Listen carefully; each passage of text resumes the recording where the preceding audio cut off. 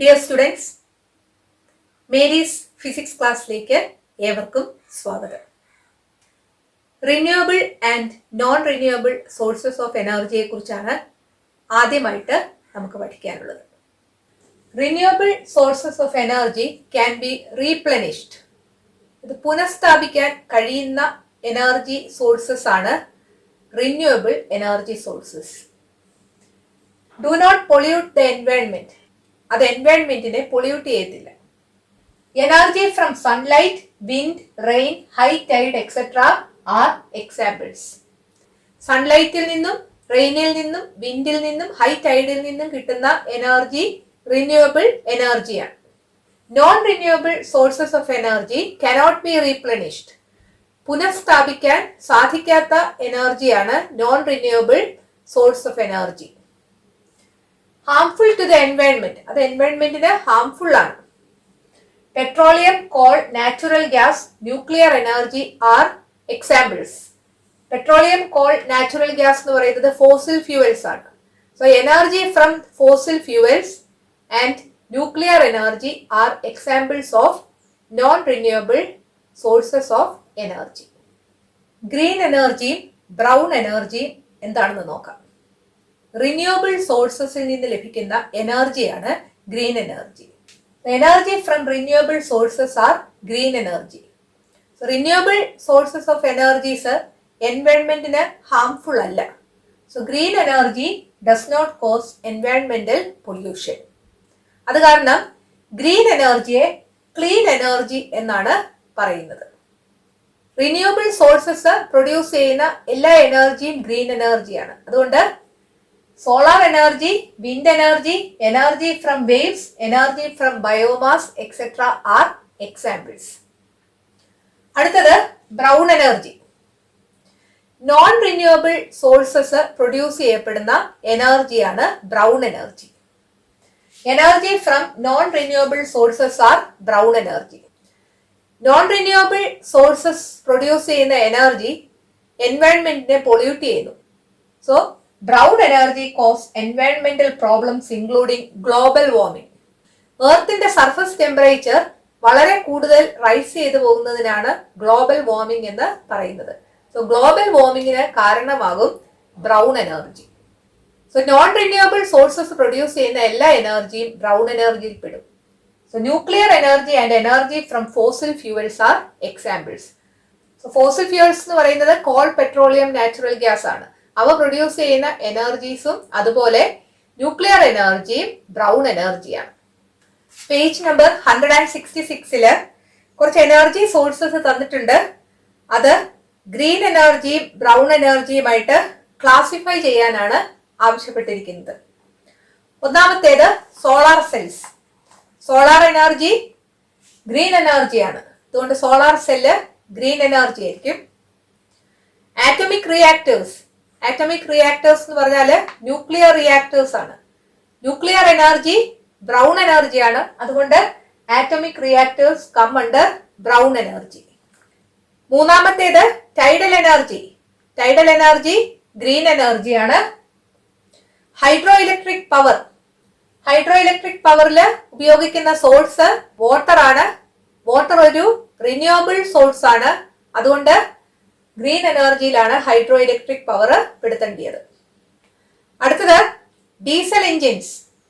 Diesel എന്ന് പറയുന്നത് പെട്രോളിയത്തിൽ നിന്ന് ലഭിക്കുന്ന ഒരു പ്രോഡക്റ്റ് ആണ്. സോ പെട്രോളിയം എന്ന് പറയുന്നത് ഫോസിൽ ഫ്യൂവൽ ആണ്. ഫോസിൽ ഫ്യൂവൽസ് പ്രൊഡ്യൂസ് ചെയ്യുന്നത് ബ്രൗൺ എനർജിയാണ്. അതുകൊണ്ട് ഡീസൽ എഞ്ചിൻസ് വരുന്നത് ബ്രൗൺ എനർജിയുടെ ഗ്രൂപ്പിലാണ്. പെട്രോൾ എഞ്ചിൻ ആണെങ്കിലും ഡീസൽ എഞ്ചിൻ ആണെങ്കിലും പ്രൊഡ്യൂസ് ചെയ്യുന്നത് ബ്രൗൺ എനർജിയാണ്. അടുത്തത് thermal power stations. Thermal power stations brown എനർജിയിലാണ് വരുന്നത്. കാരണം തെർമൽ പവർ സ്റ്റേഷൻസിൽ സോഴ്സ് ആയിട്ട് ഉപയോഗിക്കുന്നത് ഫോസിൽ ഫ്യൂവൽസ് ആണ്. ഫോസിൽ ഫ്യൂവൽസ് ബേൺ ചെയ്യുമ്പോൾ ഉണ്ടാകുന്ന ഹീറ്റ് ഉപയോഗിച്ച് വാട്ടർ ബോയിൽ ചെയ്ത് സ്റ്റീം ആക്കി ടർബൈൻ കറക്കി ഇലക്ട്രിസിറ്റി പ്രൊഡ്യൂസ് ചെയ്യുക ചെയ്യുന്നത്. അവിടുത്തെ സോഴ്സ് ഫോസിൽ ഫ്യൂവൽസ് ആയതുകൊണ്ട് തെർമൽ പവർ സ്റ്റേഷൻ പ്രൊഡ്യൂസ് ചെയ്യുന്ന എനർജി ബ്രൗൺ എനർജി ആയിട്ടാണ് കൺസിഡർ ചെയ്യുന്നത്. പേജ് നമ്പർ 166 ഒരു ക്വസ്റ്റ്യൻ ചോദിച്ചിട്ടുണ്ട്. What must be done to ensure maximum utilization of green energy while constructing a house? ഒരു ഹൗസ് നിർമ്മിക്കുമ്പോൾ ഗ്രീൻ എനർജി മാക്സിമം യൂട്ടിലൈസ് ചെയ്യാൻ എന്തൊക്കെ ചെയ്യാൻ പറ്റും? ഒന്നാമത്തേത്, sufficient sunlight should be available in the rooms during day time. Day ടൈമില് ആവശ്യത്തിന് sunlight മുറിക്കുള്ളിൽ ലഭിക്കണം. Comfortable warmth, coolness and air circulation must be available without the help of electricity.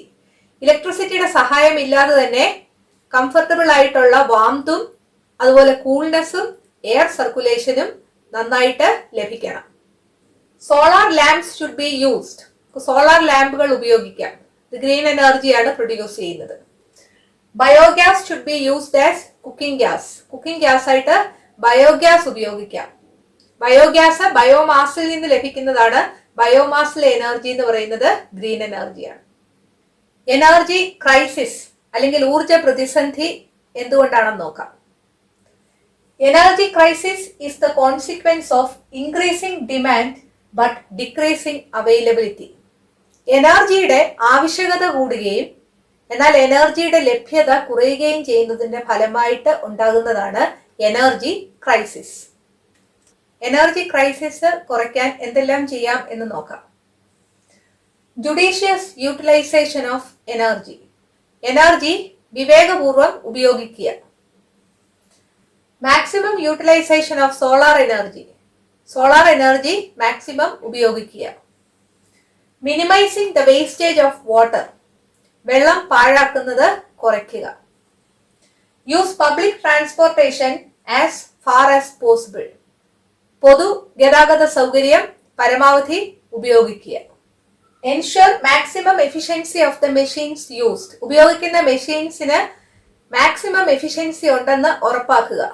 Efficiency maximum ആകുമ്പോൾ കുറഞ്ഞ പവർ എടുത്തുകൊണ്ട് കൂടുതൽ ഔട്ട്പുട്ട് ലഭിക്കുകയാണ് ചെയ്യുന്നത്.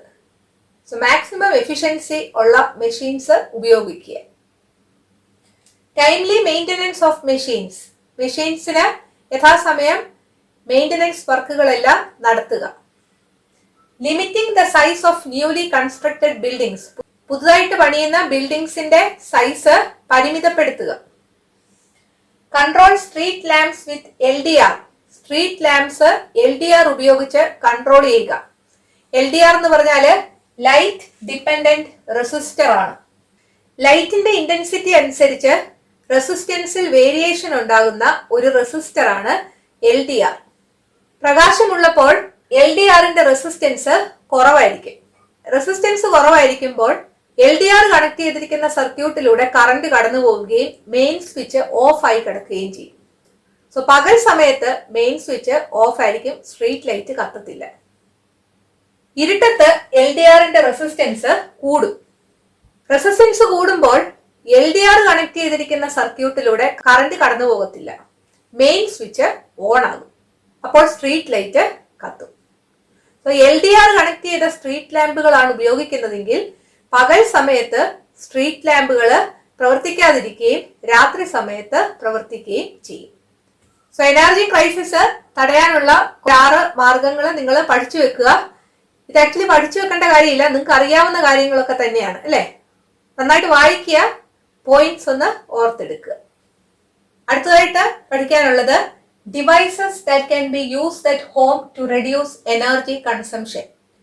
എനർജി കൺസംഷൻ കുറയ്ക്കാൻ വീട്ടിൽ ഉപയോഗിക്കാവുന്ന ഡിവൈസസ് ഏതൊക്കെയാണ്? ഒന്നാമത്തേത് ഹോട്ട് ബോക്സ്. ഹോട്ട് ബോക്സ് എന്ന് പറയുന്നത് ഒരു തെർമോകോൾ ബോക്സ് ആണ്. പാർഷ്യലി കുക്ക് ചെയ്ത ഫുഡ് ഈ ഹോട്ട് ബോക്സിൽ വെക്കുകയാണെങ്കിൽ കുറച്ച് മണിക്കൂറുകൾ കഴിയുമ്പോൾ അത് കുക്ക് ചെയ്ത് നമുക്ക് ലഭിക്കുന്നതാണ്. നിങ്ങൾ തെർമൽ റൈസ് കുക്കർ ഒക്കെ കേട്ടിട്ടുണ്ടായിരിക്കും, അതാണ് ഈ ഹോട്ട് ബോക്സ്.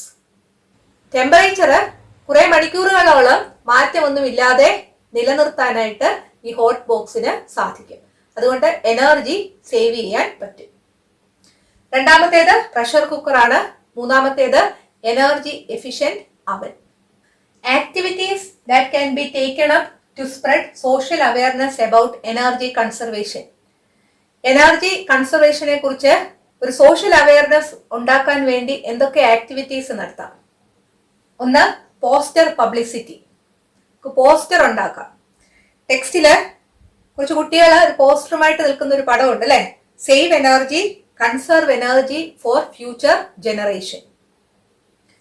രണ്ടാമത് ക്ലാസ്സസ് കണ്ടക്ട് ചെയ്യാം. മൂന്നാമത് ജാഥ അല്ലെങ്കിൽ പ്രൊസഷൻ നടത്താം. ആ പ്രൊസഷൻ നടത്തുമ്പോൾ നമുക്ക് എനർജി കൺസർവേഷന്റെ പ്രാധാന്യത്തെ കാണിക്കുന്ന പ്ലക്കാർഡുകൾ ഉപയോഗിക്കാം, മുദ്രാവാക്യങ്ങൾ വിളിക്കാം. അതിലൂടെയെല്ലാം ഒരു സോഷ്യൽ അവയർനെസ് ഉണ്ടാക്കി എടുക്കാനായിട്ട് സാധിക്കും. 7ാമത്തെ ചാപ്റ്റർ ഇവിടെ അവസാനിച്ചു. ഈ ചാപ്റ്ററിന്റെ ക്വസ്റ്റ്യൻ ആൻസേഴ്സ് അടുത്ത വീഡിയോയിൽ നമുക്ക് ഡിസ്കസ് ചെയ്യാം. ഈ വീഡിയോ നിങ്ങൾക്ക് ഇഷ്ടപ്പെട്ടെങ്കിൽ നിങ്ങളുടെ കൂട്ടുകാരോടും മേരീസ് ഫിസിക്സ് ക്ലാസ്സിനെ കുറിച്ച് പറയണം. ഈ ചാനൽ സബ്സ്ക്രൈബ് ചെയ്യാൻ മറക്കരുത്. അടുത്ത വീഡിയോയിൽ വീണ്ടും കാണാം. Thank you.